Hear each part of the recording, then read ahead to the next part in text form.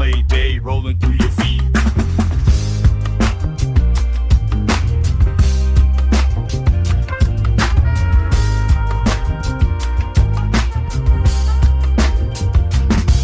In the car with the convo, keeping it true. Talking life, talking dreams, bringing insight to you. From the front seat visions to the back seat laughs, we ride through the culture, no brakes, all gas. The car conversations, keep your mind racing. Big heart talk with a bold foundation. Queen, they got the crown. Clay Day got the drive. Together they spark what keeps your soul alive.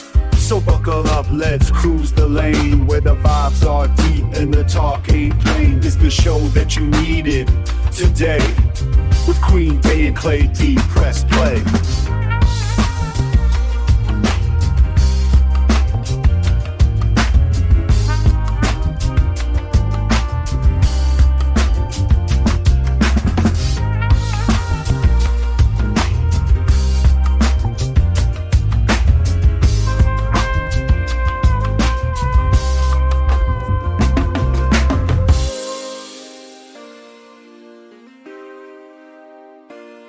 So I'll remove that, and I'm putting them in now. Cool.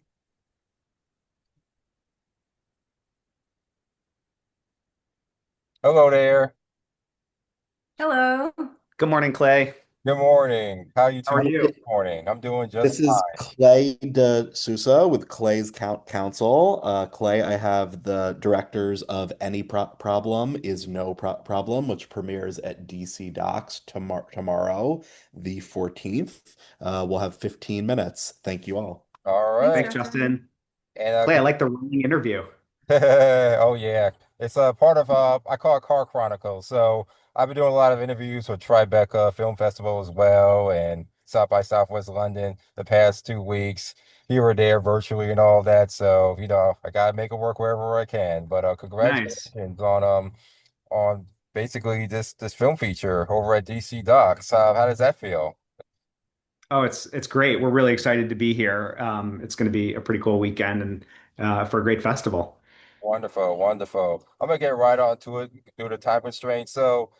If you two could just tell me what drew you to the crypto slash Web3 space as documentary subjects, especially during a turbulent time in March of 2023. Yeah, that's a great question. I think if you know about crypto as we did before we got started, you hear what the news media reports, which Yeah. is about scams and speculation. But we were curious to look beyond the negative headlines and into the personal stories of young entrepreneurs choosing to start companies in this Yeah. space. I think what we found is that sure, there's cryptocurrency and there's NFTs and there's speculation, but if you look at the technology, blockchain technology, which underlies cryptocurrency, NFTs, there's also this Web3 space, which is essentially a new version of the internet that's decentralized. It's not owned by big tech. So creatives, creators, young people starting companies, they can actually create platforms in this space where you can own your own data, right? And people can make a profitable pathway for themselves that isn't dominated by big tech. And so that was really interesting to us. But as filmmakers, like we're interested in people and personal stories. And so we were also really interested to dive into the personal motivations of the young people working in the space. That's wonderful to hear. I've worked in the tech spaces myself, so I'm always just fascinated by the subject matters such as crypto, Web3, or obviously the big one is AI now, and it seems as though crypto kind of took a backseat to AI over the basically around right around this time of March 2023. But just given that, how did you two gain access to this tech incubator program? If you could just do a little small deep dive into that, and what convinced these particular entrepreneurs to basically allow cameras into such a vulnerable moment.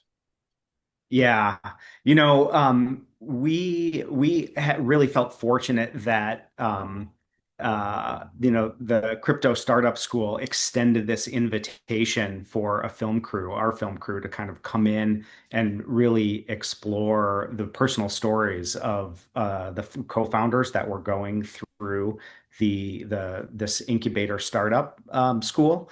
That was a really, kind of fortunate opportunity for us. And there were 8,000 applicants who applied to the school, and they chose 26 teams to be there. So there were maybe like a little over 50 or 60 people because most of them were paired up.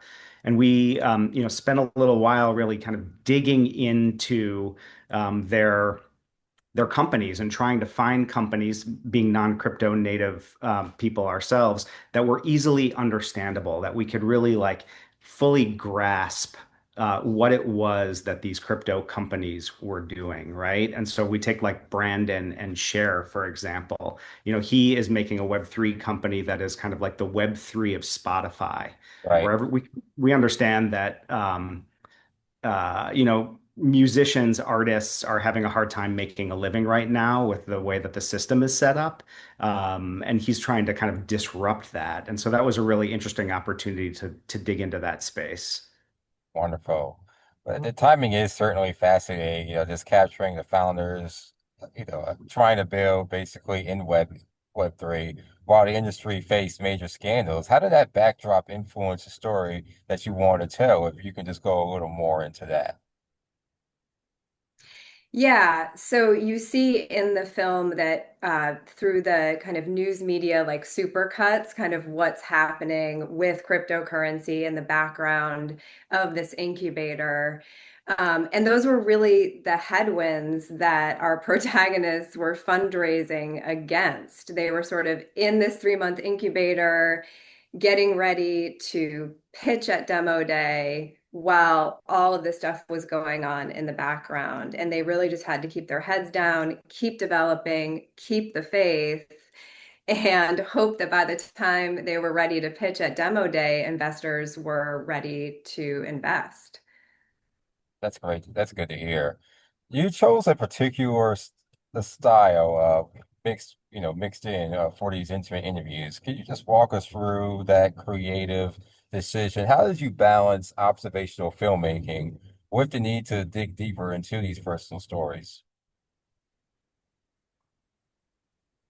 Well, Sorry, you're Clay, breaking up a little bit, Yeah, Clay. I'll repeat. can you Yeah, repeat the question? absolutely. So you chose a particular style for these intimate interviews. Just walk us through those creative decisions. So how did you balance observational filmmaking with the need to dig deeper into these personal stories? Yeah, well, Alyssa and I both have backgrounds in anthropology and ethnographic filmmaking, and we're deeply rooted in this observational style. That's really important for our particular style of filmmaking, to allow our collaborators who are in front of the camera to tell their story as effectively as they can. We tell their stories through their lived experiences. And so that's always kind of our foundation, is letting life unfold in front of the camera. And then we would sit people down for interviews to help contextualize some of these intense moments, or give a little bit of the backstory of what brought them to that moment. I see. And now the film promises to challenge assumptions about the world of crypto. What assumptions that haven't been mentioned already, or what assumptions did you have going in, and how did they change after this project? Yeah, I mean, going in, I I'm not a crypto native. I know basically what the average, or I knew what the average person knows about crypto, which is what we see in news media headlines, scams, the sort of boom and bust of the Bitcoin cycle, these NFTs, digital art selling for millions of dollars. I mean, that I had this sort of basic, very general understanding of crypto world from news media. Diving into this world, I learned about Web3, right? Which is a completely different side than the story that's told in the news media.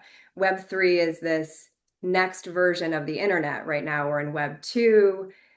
In Web 2, all of our data essentially is harvested by big tech and sold to marketing companies for the most part. And so in Web3, you can actually surf the internet, you can put your music up on the internet and have a direct relationship with your fans. You can surf the internet anonymously, where your data isn't being packaged and sold to marketing companies, for example. And so that was the side that we essentially learned about through kind of diving into this incubator space and working with these companies who are building platforms for this new version of the internet. Yeah, I think one of the things that surprised me the most was that some of these co-founders at this crypto startup school who are really focused so intently on developing the Web3 space that a number of them aren't even invested in any cryptocurrency. They see them as completely different.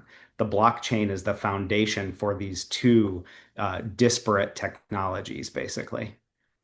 Wow.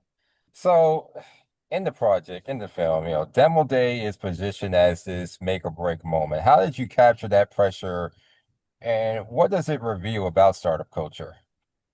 Huh. It's a good question. Well, for starters, the logistics of it was very complicated, right? There were 26 teams pitching. We were following three of them very intently, and so we needed film crews essentially with each of the startup co-founders following them throughout the day, plus a team kind of in the demo day pitch room. So we had over 20 crew members that were orbiting around the hotel where this event took place. And so logistically, it was very complicated because we wanted to make sure that we were there not only for the pitches, but for the behind the scenes emotion that we were really looking to capture because, these are co-founders who had been prepping for and stressing out about this demo day for 3 months, knowing that there were millions of dollars on the line. Yeah. Yeah, the film does display community forming, basically community building amongst competitors, essentially, since you mentioned everything that happened here. Just tell us about capturing those unexpected relationships. Yeah, I mean, I think what's really interesting is that, the cohort of founders in crypto startup school didn't really experience competitiveness. There was a lot of collaboration. And, every time we turned around, we were seeing these like new relationships being formed with different founder groups talking to each other, saying, "Oh, I didn't realize you were building that." We allude to it, in an interstitial moment or two in the film where you see this kind of like cross-pollination between the founders, and it felt like a really collaborative space where everybody there was trying to lift everybody else up. Yeah, I think with these, like, especially with like nascent or emerging technology, there's this real builder mindset of like, we can do this and we can do it together. And so there is a really strong sense of community in the Web3 space that was really inspiring Yeah. and also quite young and energetic. And that was, also really inspiring to see. Yeah, kind of the idea that a rising tide, lifts all ships. I get that for sure. What's next for these entrepreneurs that are featured in the film? What's next on their journey, and how can we follow and support them and see what they have going on? What? Go ahead. Yeah, so IYK is working with a number of musicians. They're essentially going on tour and doing their activations at concerts, at shows to enable musicians to connect with fans and fans to connect with musicians. Brandon with Share is really focused on getting more artists onto the platform. So he's really onboarding quite a lot more artists onto the platform. Bello has pivoted a bit. So Ellie has gone off to work for another company, and Adam kind of spun Bello into a meeting place for creators who want to launch a NFT, like a digital art. Um, Yeah, I mean, they're using their platform and technology. Adam is using the platform and technology that he built with Ellie to help support artists and mentor them through the process with all of the data that they learned about the way that people collect art. into launching their own art collections. So he's created a new business that's supporting artists. That's great to hear. And just lastly, before we go, how can we support this film basically beyond DC Docs? And especially, how can we follow you two for any future projects and anything that you have going on? Thanks, Clay. Yeah, the best place to follow the film is on the film's website, which is pretty easy to remember because it's the name of the film. It's anyproblimisnoproblem.com. And there'll be a list of all the events and screenings and activations there, all the news that's happening. And then our company is called Collective Hunch, and we have a website at collectivehunch.com where you can follow other projects that we're working on as well. Well, thank you, Alyssa, and thank you, Zach, for both being here on this Friday during DC Docs weekend and all. And best of luck to you two and this project. And definitely do my part to share and support this film as much as possible. But thank you two for joining Clay's council here. We Thanks, really Clay. appreciate it. Thank you, Clay. Likewise, take care, Great to and meet you. thank you, Justin, for coordinating. Thank you. Thanks very much, Clay. We'll look forward to seeing this. Thank you. All right, have a good one. Bye-bye. Take care, guys.